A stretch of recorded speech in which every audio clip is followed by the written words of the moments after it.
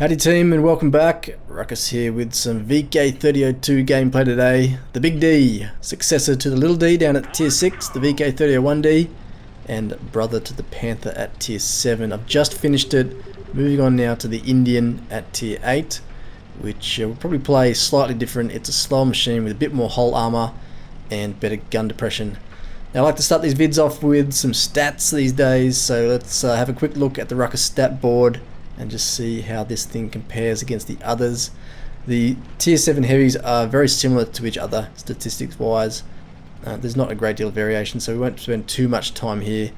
It's got 1250 hit points and 260 view range, which is high on the high end of the scale for the tier 7 mediums.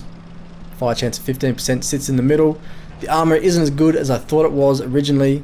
It shares the same turret as the Panther, and they both have the best turret front armor. But the hull isn't great. It's on the average from the front and rear, but the sides are very poor. Only 45mm of side armor is way less than I thought it was actually. I'd probably do less side scraping in it if I had known that when I was playing it. It's quite a heavy machine, so you can ram in it, and it's got a great engine, very powerful 720 horsepower engine, which means the powder weight is above average. Speed limit 56 km per hour is equal highest with the T20, and the hull traverse is good. But the turret traverse is by far the worst out of the tier. I don't know why it gets such bad turret traverse. 39% less than the average for the tier, which if we have a look at this new stat I've brought up here, the combined traverse is only 66 degrees. Turret traverse plus hull traverse gives 66 degrees total traverse per second, which is 20% less than the average. Not great. The T43 has the best there, over a quarter turn per second. The gun is an 8.8cm L56, as we've heard plenty about in my Tiger P review.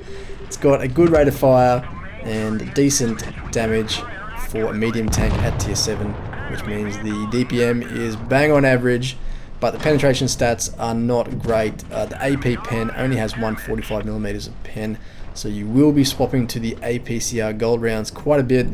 They bring it up to 195mm, which is okay, but it's still not great for penning the front of tier 8 heavies, as we'll see in these coming videos. The aim time is okay, but the dispersion is bad, the worst for the tier, 0.38 meters per 100 meters. And lastly, elevation is poor and gun depression is average, so it handles okay. It doesn't often feel limited by the gun handling. Alright, that's more than enough number crunching. Let's get back into this tier 7 game on port and check out this poor KB3 as he comes around the corner.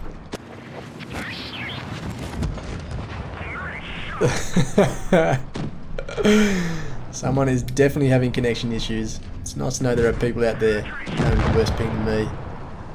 We take down the VK3001D and move in behind poor old Leo Teo here in the KB3, who is absolutely battling with his connection. One into the engine, and the T34 gets the kill, wrapping up the game.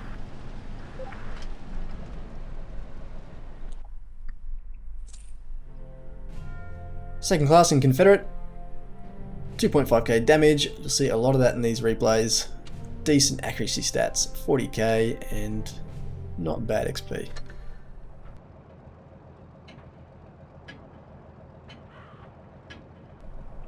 Rolling out on Winter Malinovka for the second game. Let's see if we can't find some tier 9s who want some of this D. The T54 is completely unpennable, even with gold rounds, with this 8.8cm gun. It is an absolute nightmare for VK3002Ds, and most tier 7 mediums for that matter. But I had two instances in as many days in this thing where in a one-on-one brawl with a tier 9 medium, one was an M46 Patton, but the other was a T54, they both felt the need to use adrenaline. I don't know how bad you are as a player that you need that kind of advantage over a tank that can barely even penetrate your vehicle, but that is just some bad sportsmanlike behaviour, if you ask me. So that's what I was bitching about there to Pimp Daddy, my platoon mate, or perhaps it was just the state of gold rounds and heat ammo in this game at the moment. I hate T54s, and you'll see me pick this guy off whenever possible. Reds have got two large tank destroyers I need to be mindful of as I crest here to look for the T43. the VK3002D is a reasonably high profile vehicle, and I want to not be sitting still here. I'll get sniped at for sure. But we've got to keep the pressure on these guys while we can. They are weak. They haven't brought their full force up here. Look at me chasing that T-54. I definitely wanted vengeance in this game. Death to all Soviet mediums. With him gone, team rushes in to remove the IS-3, and that T-43 is not going to last long either. But look at that ISU perched up the back there. Risking some big hits here coming out in the open, but keep the pressure on. No shot at all there. The front of that IS-3. Have to look for the roof of the turret, which is only 30mm thick and can be overmatched by most rounds. There's the JP2 at the back. Just use this T-43 for cover for the moment until I'm not spotted. Probably safe to go now.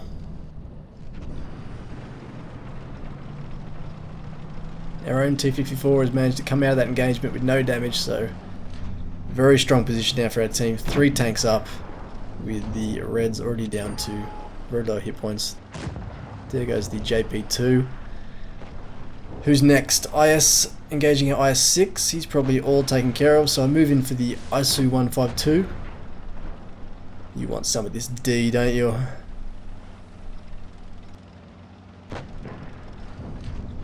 Right in behind him. Yeah, you take that D. Are we all feeling uncomfortable yet? Dirty little ISU. ISU down, 1 tank remaining. E75, who is very fortunately for us, AFK. Force fire, you need to sort your shit out, you're letting the teams down. You can see the pen, 145mm pen on this 8.8cm. Only just able to get through the side of that E75, you have to be perfectly perpendicular.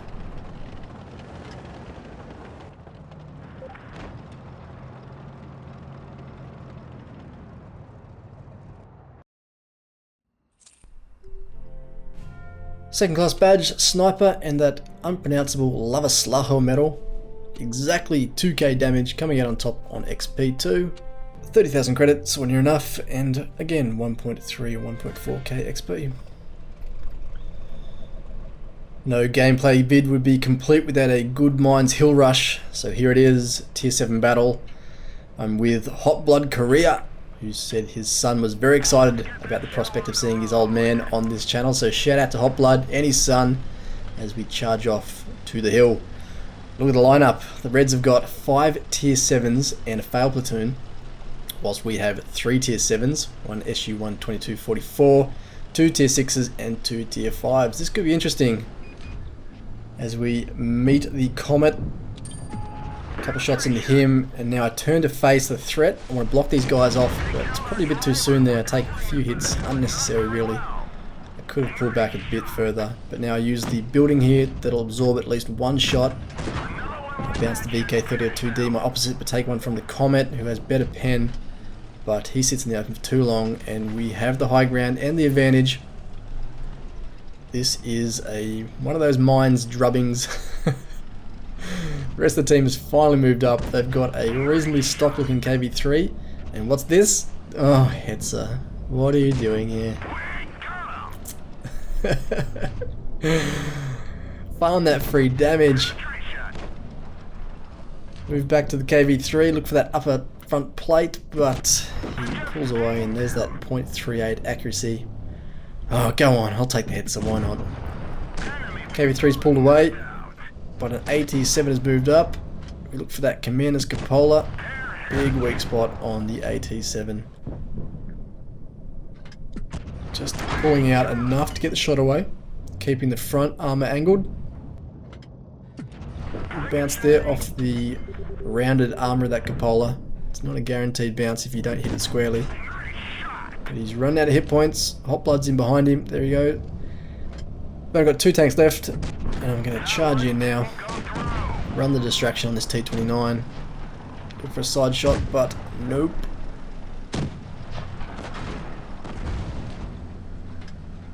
Everyone's in on this guy now. Side of the turret maybe. Nope, SU-122 gets him. And now there's just a flanking VK-3002D left who would have been better off rushing the hill with his teammates. He wants our KV-1S, but not on my watch. Come on! Yes. KV-1S, oblivious. Just a second class in the Confederate. Hot Blood coming out on top with 2.1k damage and 939 XP. Some pretty rough shooting there, only 13 pens from 19 shots, 34,000 credits and 1.4k XP.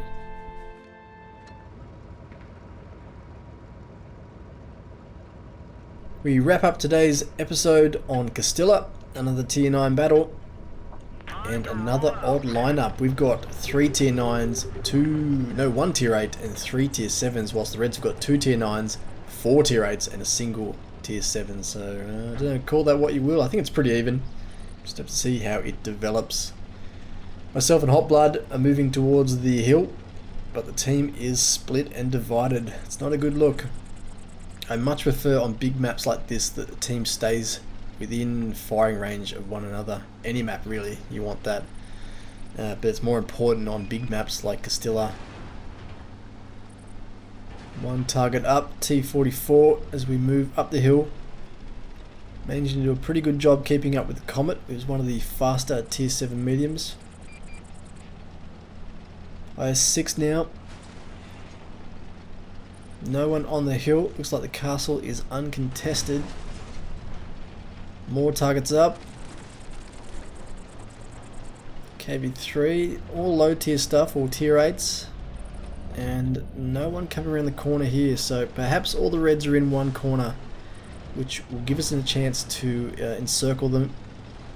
Still risky though, there could be like 3 guys just slowly making their way around here, so it's a big risk coming out, leaving the cover of the high ground, climb over the hill.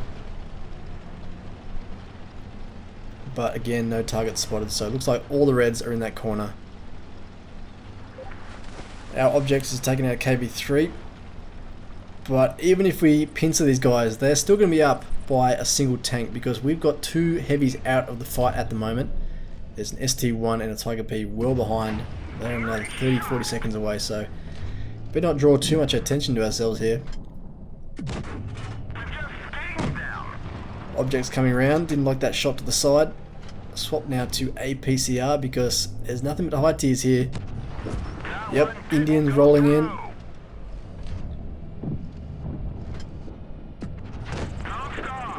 And a T-44. We might have bitten off more than we could chew here. This little rise on the ground here is all that's holding them back. They just need to send in one guy. They need to send in the Indian, and then with that distraction, all our guns pointing at him, the rest of the team could pick us apart, but they're holding back, and that's just allowing us to trade shots, and he who aims best and dances around the most wins this fight. So we're doing okay. We've got an ST-1 rolling up behind us, but he needs to hurry. Looking for the flattest part of the pike nose there in the IS-3. I'm on APCR rounds here, but even now that IS-3 is pretty much unpennable. Look at him as he comes around, points directly at me. No shot there whatsoever. I have to hit the roof of the turret there to get any pen. No, pull back. He's got adrenaline on, but I can take out the Indian, and their T-44 has run off inexplicably. Why? I don't know. One shot into the side of the IS-3. E-75 now rolling in, full health, tier 9 heavy tank. This could be bad news. I'm out of APCR, or at least I'm off APCR, but he's not even looking at me, so oh well. Back to the object. Let's see if I can't remove that gun from the Reds lineup. Quick check there of the E75, and this is going to be well timed. I'm back to APCR, and I had to wait until he was completely facing me there. That was risky to take that shot because any other shot would have bounced. Look at this E75, ignoring Hot Blood. He's on 6 hit points. He wants the STI. It doesn't make any sense at all. I wish all my opposition was like this. Little victory dance. I thought the game was over, but look out, there's a T44 left.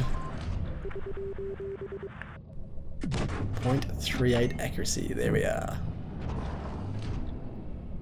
I'm angled, but T44 still gets the pen and my return shot bounces, but that's okay. 3 kills for a tier 9 game is okay when you're in a tier 7 medium. And that's the episode done, guys. The VK3002D is done, and we move on now to the Indian at tier 8. Good luck in game, and I'll see you all on the next one. Peace.